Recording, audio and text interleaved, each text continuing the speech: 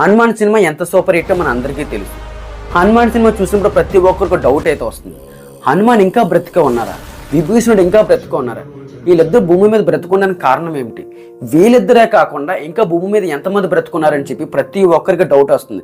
ఎందుకంటే ఆ సినిమాలో రుద్రమని పగిలిపోయినప్పుడు ఈ లోకాన్ని నాశనం చేయడానికి, వినాశనం చేయడానికి కొంతమంది అసులు రాక్షసులు వస్తున్నారని చెప్పడం అయితే జరిగింది. మరి హనుమాన్ ఎవరు సహాయం తీసుకుంటారు? భూమి మీద వీళ్ళిద్దరే కాకుండా ఇంకా ఎవరైతే బ్రతుకున్నారో మనకి వాళ్ళు ఎవరు అనేది ఈ వీడియోలో చెప్పడం అయితే జరుగుతుంది. ప్లీజ్ ఎక్కడ ఫార్వర్డ్ చేయకండి, మీకు మంచి ఇన్ఫర్మేషన్ అయితే తెలుస్తుంది. మన హిందూ పురాణాల మీద కూడా మీకు కొంచెం మంచి గ్రిప్ అయితే వస్తుంది. మీకు నచ్చినట్లయితే లైక్ చేయండి, ప్లీజ్ సబ్స్క్రైబ్ చేయడం మాత్రం మర్చిపోకండి. ఎవరైతే భూమి మీద బ్రతుకున్నారో వాళ్ళని సప్త చిరంజీవులు అంటారు. ఎందుకంటే వీళ్ళకి భూమి అంతం అయ్యేంత వరకు లేదా కలియుగం అంతమయ్యే వరకు నిత్యం చిరంజీవులుగా జీవించే హక్కు వీరికి ఉంది. కాబట్టి ఆ వరం కూడా వీళ్ళకి ఉంది. ఇంతకీ వారిలో ముఖ్యులు ఎవరో ఇప్పుడు మనం తెలుసుకుందాం. వాళ్ళ బలహీనలు కూడా వాళ్ళు ఎందుకు చిరంజీవులుగా ఉండాల్సి వచ్చింది కూడా మనం తెలుసుకుందాం. మొదటిగా బలి చక్రవర్తి. ఇతను ప్రహ్లాదుడు మనవడు కూడా.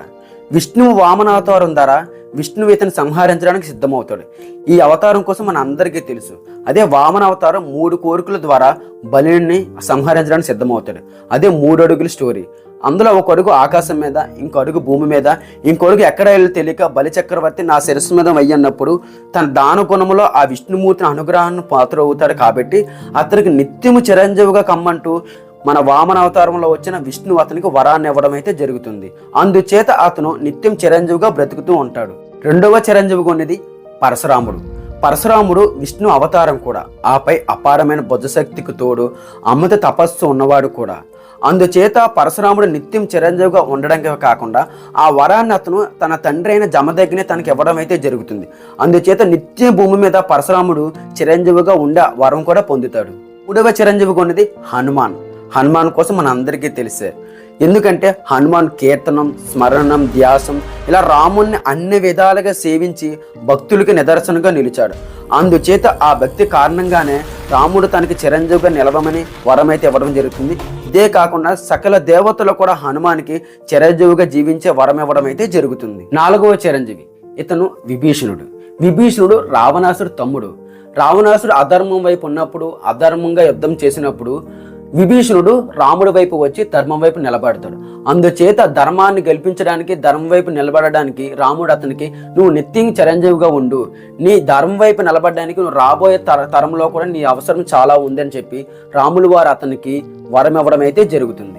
ఐదవ చిరంజీవి కృపాచార్యుడు. మహాభారత యుద్ధంలో మిగిలిన వారిలో ఇతను ఒక్కడు కూడా. అంతేకాకుండా ఇతను కౌరవులు పాండవులు గురువు. ఇతను మానవ గర్భమందు జన్మించకపోవడం వల్ల ఆయనకు మానవులుగా ఉండే చావు కూడా ఉండదని చెప్పి పురాణాల్లో చెప్తున్నాయి. ఇదే కాకుండా ఇతను ఎప్పుడు సత్యం వైపు నిలబడతారు కాబట్టి, ఎప్పుడు ధర్మం వైపు నించుని యుద్ధం చేస్తారు కాబట్టి శ్రీకృష్ణుల వారు నువ్వు నిత్యం చిరంజీవిగా ఉండడం మంచిదని చెప్పి అతనికి వరం ఇవ్వడం అయితే జరుగుతుంది. ఆరవ చిరంజీవిగా ఉన్నది వ్యాధవ్యాసుడు. వ్యాధవ్యాసుడు కోసం మన అందరికీ తెలిసిందే. ఎందుకంటే మహాభారతం రాసింది ఇతనే. ప్రపంచానికి తన అపారమైన జ్ఞానాన్ని అందించారు. ఇదే కాకుండా అతను నిత్యం చిరంజీవిగా ఉంటూ రాబోయే యుగానికి కూడా నీ జ్ఞానం అందించాలని చెప్పి అతనికి ఈ చిరంజీవిగా ఉండే వరం కూడా దొరుకుతుంది. ఏడవ చిరంజీవిగా ఉన్నది అశ్వత్థామ. అశ్వత్థామ ద్రోణాచార్యుడు కుమారుడు కూడా.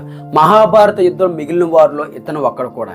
మహాభారత యుద్ధంలో అధర్మంగా యుద్ధం చేయడం వల్ల శ్రీకృష్ణుల వారు ఇతనికి నువ్వు నిత్యం శాపగ్రస్తుడిగా ఉండమని చెప్పి అతనికి కుష్టివాడుగా ఉండమని చెప్పి ఒక శాపం ఇవ్వడం అయితే జరుగుతుంది. సో ఇతను నిత్యం చిరంజీవిగా ఉండే అవకాశం ఉందని చెప్పి పురాణాలు చెప్తున్నాయి.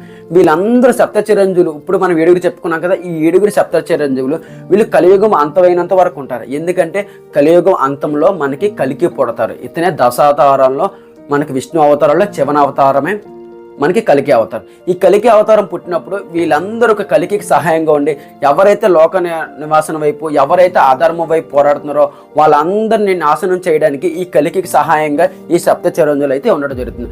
అందుచేత వీళ్ళు భూమి మీద ఉండడం జరిగింది. భూమి మీద నిత్యం సప్త చిరంజీవులుగా వీళ్ళు బ్రతకడం అయితే జరుగుతుంది. ఇది ఫ్రెండ్స్, ఈ ఇన్ఫర్మేషన్ మీకు నచ్చినట్లయితే లైక్ చేయండి, ప్లీజ్ సబ్స్క్రైబ్ చేయడం మాత్రం మర్చిపోకండి.